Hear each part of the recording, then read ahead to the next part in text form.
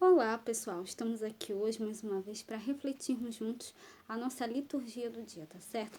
E nessa quarta-feira contemplamos Jesus realizando a cura da sogra de Pedro. Então que nós possamos celebrar essa liturgia com o mesmo espírito de fé e confiança. Então a primeira leitura está em 1 Samuel, capítulo 3, versículo 1 a 10, depois o versículo 19 a 20. 1 Samuel, capítulo 3, versículo 1 a 10, depois o versículo 19 a 20. O mancebo Samuel servia ao Senhor perante Eli, e a palavra do Senhor era de muita valia naqueles dias. Não havia visão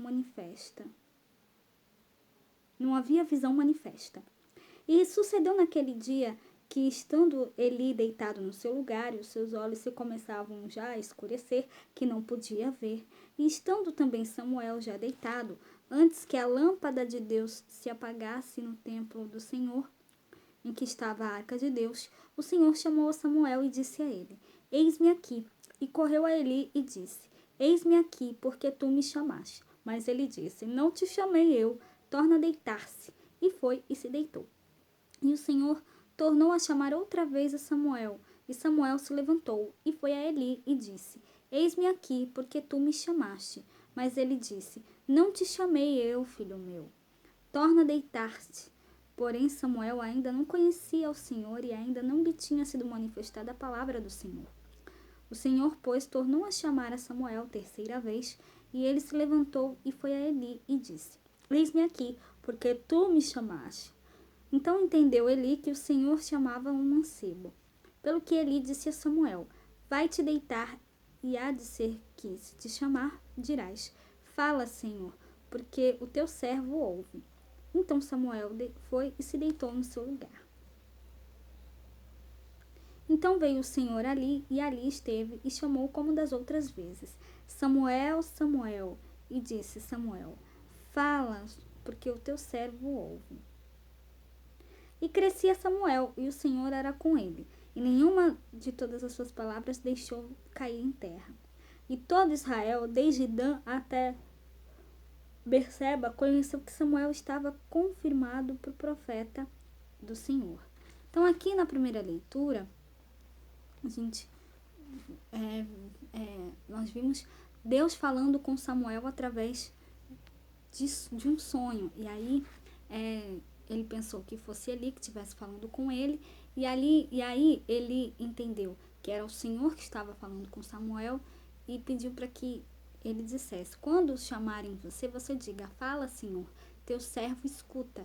E foi exatamente isso que Samuel disse ao Senhor. Então, que a gente sempre possa também repetir essa frase a Deus: Fala, Senhor, que teu servo escuta, que nós possamos sempre ouvir o que Deus nos fala. E agora, falando do Evangelho, hoje ele está em Marcos capítulo 1, versículo 29 a 39. Marcos capítulo 1, versículo 29 a 39.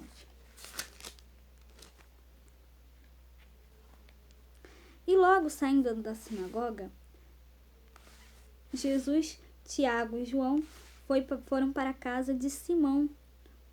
Foram à casa de Simão e de André com Tiago e João. E a sogra de Simão estava deitada com febre, e logo lhe falaram dela. Então, chegando-se a ela, tomou-a pela mão e levantou-a, e a febre a deixou, e serviam-se. E tendo chegado a tarde, quando já se estava pondo o sol, trouxeram-lhe todos os que se achavam enfermos e os endemoniados, e toda a cidade se ajuntou à porta.